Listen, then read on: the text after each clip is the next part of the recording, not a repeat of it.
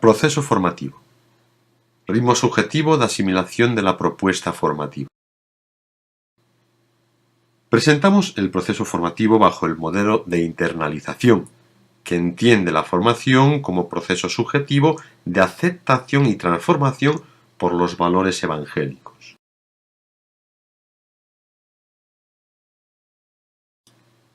El modelo de internalización nos lo presenta Luis María García Domínguez.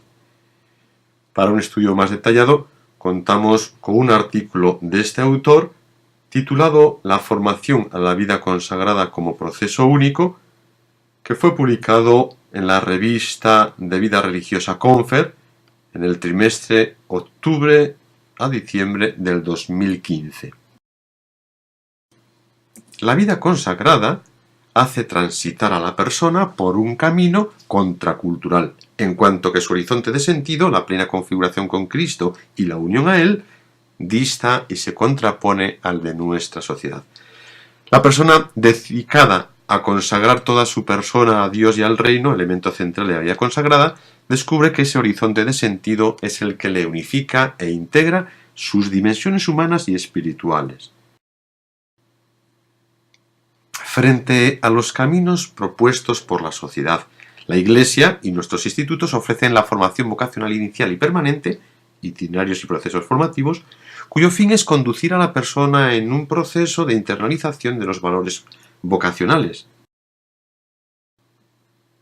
Así, identificamos internalizar con el aceptar unos valores y dejarse cambiar por ellos, dada la importancia intrínseca que tienen, mas no por las ventajas o gratificaciones que puedan reportar. Este proceso no se percibe siempre en cualquier conducta particular, sino que lo apreciamos en la motivación de fondo, que mueve, y en las razones que se explicitan al responder el porqué de las decisiones. La internalización se contrapone a otros procesos, por medio de los cuales la persona puede cambiar, como son el cambio por complacencia o el cambio por identificación.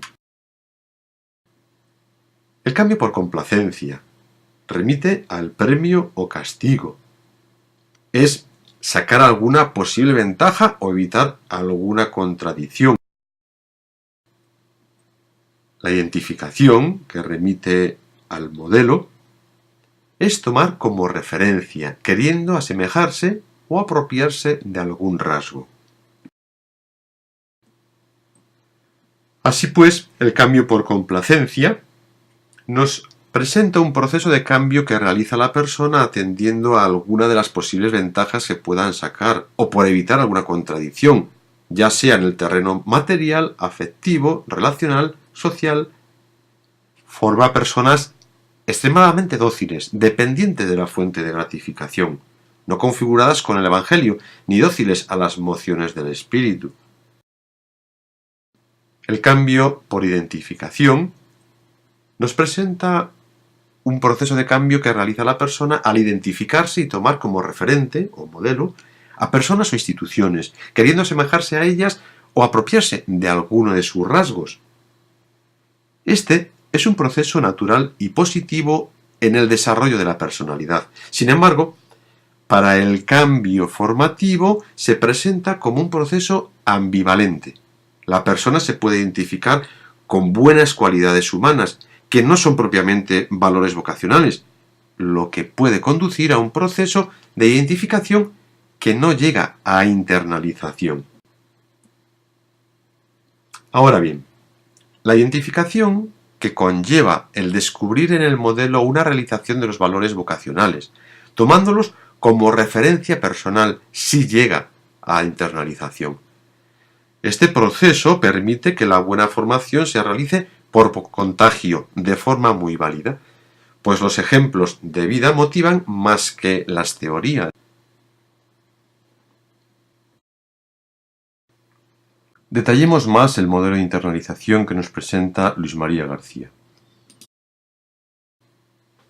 El proceso que hace la persona lo marca y se verifica en la internalización de las ayudas pedagógicas que las etapas de formación proponen, por lo que a veces aprovechan una aplicación más libre de los ritmos formativos ordinarios, mientras que en otras ocasiones no siempre la persona alcanza los objetivos requeridos por la etapa formativa en la que se halle.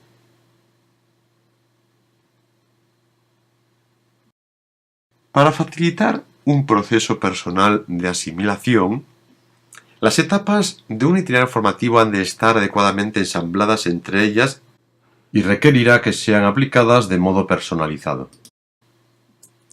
Siendo que las pretensiones buscadas, aun de manera ordenada y adaptada a las circunstancias, no siempre garantizan que la persona alcance la madurez demandada en cada etapa, y que el grado de internalización de las ayudas pedagógicas no siempre se ve correspondido con el empeño puesto en ello, cabe explicitar cuáles son las señales que nos testifican el crecimiento y la madurez de la persona que se adentra en este proceso de seguimiento del Señor.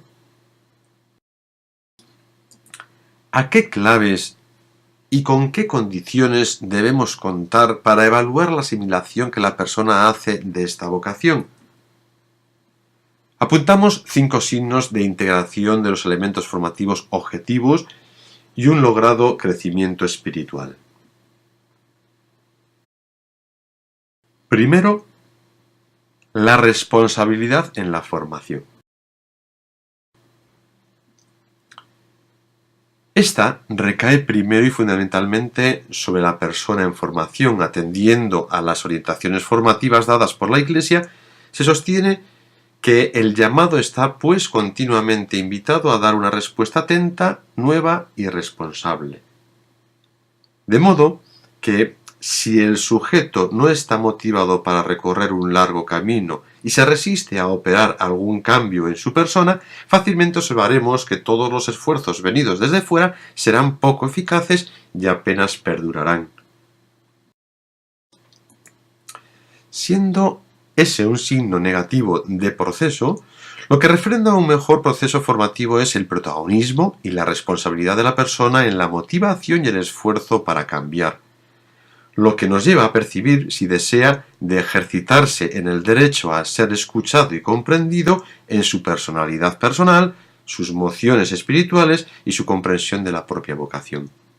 De modo que, sosteniendo esta actitud y disposición, la acción formativa se presenta como colaboración para explorar y probar áreas novedosas, aceptando muchas de las propuestas del candidato.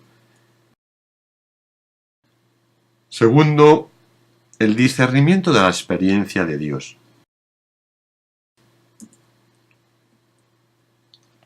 Apuntamos un segundo signo de madurez que tomamos como parámetro formativo para todas las etapas formativas de la persona consagrada. Usar de modo creciente un discernimiento verdaderamente espiritual, esto es, saber situarse en el bien frente al mal. La persona se adentra en un proceso de aprendizaje que la adiestra en la toma de decisiones, no solo evitando todo lo malo, sino adquiriendo y aprendiendo lo mejor entre las muchas y buenas posibilidades que se ofrecen en la vida cotidiana. Son características de buena asimilación del discernimiento todas aquellas operaciones que ponen de manifiesto la búsqueda de la experiencia de Dios y el perseverar en ella, las respuestas dadas a la llamada de Dios, a desprenderse de sí mismo, propio del postulantado, a unirse más a él, más característico del noviciado, a formarse y estar atento al mundo, característico de la etapa del juniorado, y siempre a convivir de modo nuevo en la comunidad, a responder con más fidelidad a la consagración, a tener relaciones libres y oblativas, a romper la dinámica de la posesividad con las cosas y las personas, a ser dócil y colaborativo con las mediaciones eclesiales. Sin dar nada por supuesto, cabe apuntar que no se puede escuchar a Dios sin dedicarle tiempo expreso y adecuado a la oración personal y discernida para lo que cabe adquirir la costumbre de hacer una pausa al final de la jornada para reconocer su presencia en lo vivido durante el día. Así, tampoco se escuchará sin acudir al pan y a la palabra, sin reconciliarse con él y con los hermanos. El discernimiento antropológico. El discernimiento espiritual requiere absolutamente del conocimiento propio. Discernir las emociones requiere distinguir las emociones personales o propias, tarea que no se hace fácil dada la multiplicidad de las muchas emociones en el corazón de la persona. Abundar en su propio conocimiento conduce a una especie de discernimiento antropológico, en tanto que le ayudará a aceptar mejor y a discernir distinguiendo entre lo que le viene del espíritu y lo que le es contrario. Otro requerimiento del buen discernir es el contraste con otra persona. La mirada externa ayuda a no ser confundido por cualquier espíritu que no sea de Dios. Esta ejercitación se hace progresivamente, comenzando por la escucha de las emociones particulares de la oración. La persona discierne las múltiples consolaciones y desolaciones con causa que trae la vida cotidiana, en contacto con la pastoral, con los estudios, en la convivencia comunitaria, en los pequeños y grandes destinos recibidos y ante el realismo cristiano de seguir la vocación en una congregación y en una iglesia que no ve perfectas. El acompañamiento personal. El aprovechamiento de esta valiosa mediación formativa que hace la persona en formación, es decir, siempre, redunda directamente en su progreso y maduración. El formador acompañante será siempre un colaborador de la acción de Dios, de la acción del Padre que mediante el Espíritu infunde en el corazón de los jóvenes y las jóvenes los sentimientos del Hijo. El papel desempeñado por quien acompaña será teológicamente secundario, pero pedagógicamente librará una labor fundamental, que los sujetos reciban la ayuda adecuada. Este ejercicio implica una frecuencia asidua de entrevistas o encuentros personales, siempre que se asuma el compromiso de ser acompañado en cualquier etapa. Constatando el grado de madurez de la persona a la que se acompaña, se precisa de una relación de cercanía y plenamente adulta, sin infantilizar con acompañamientos excesivamente cercanos, sin crear dependencias, tutelar ni controlar. Se busca lograr una adecuada ayuda que sirva a la persona que se introduce en una situación totalmente nueva al incorporarse a la vida consagrada, donde las reglas del adulto común no sirven siempre. El modo de acompañar atenderá a los objetivos específicos de la etapa y el crecimiento de la persona, que se ordenarán en orden a aprender a orar de modo personal, a discernir, a ver a Dios en la nueva vida que se empieza, a manejar las múltiples tensiones y contradicciones que aprecia en sí mismo el acompañado y en su entorno. Signo de crecimiento formativo y asimilación del proceso es la verificación en la persona de su capacidad para este acompañamiento. Facilitar las entrevistas de acompañamiento. Claridad y humildad en la comunicación de sí misma. Docilidad para dejarse preguntar y confrontar. Receptividad en las observaciones que le haga el formador. También, cuando es capaz de ofrecer tranquilamente los puntos de vista no coincidentes y de hacer propuestas para la vida comunitaria, litúrgica y pastoral, cuando sabe criticar de manera razonable a un hermano, así como defenderlo en lo que sea oportuno y constructivo. Crisis y cambio. Las crisis y los cambios son inevitables y pueden ayudar a crecer. Constatamos que a lo largo del proceso formativo nos encontraremos con muchas. Si bien podemos identificar algunas de ellas como propias de algún momento determinado, lo cierto es que ninguna puede ser programada ni predecida de antemano. Por otra parte, no todas han de ser padecidas, ni todas ayudan al crecimiento, por lo que entendemos que no todas son queridas por Dios. De manera particular y convenientemente han de ser atendidas las crisis propiamente psicológicas. No obstante, Las crisis que aparecen en un proceso formativo normal son de tipo humano y espiritual conjuntamente.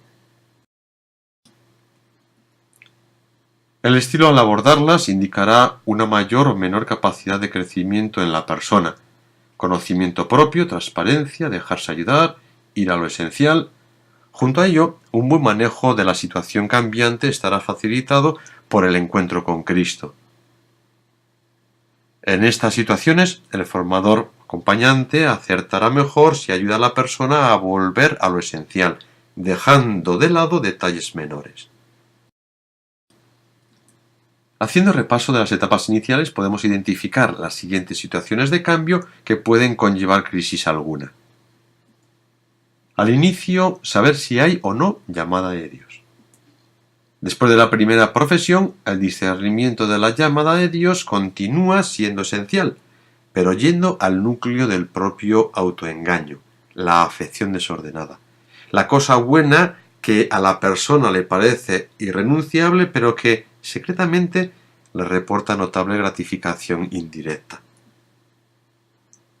Dejarse cuestionar en estas opciones aparentemente buenas, estamos ante personas flexibles que pueden ordenar estos apegos y salir purificadas de la crisis. Además de los cambios, las crisis nos muestran la capacidad de cambio afectivo de la persona que garantiza mejor el cambio profundo.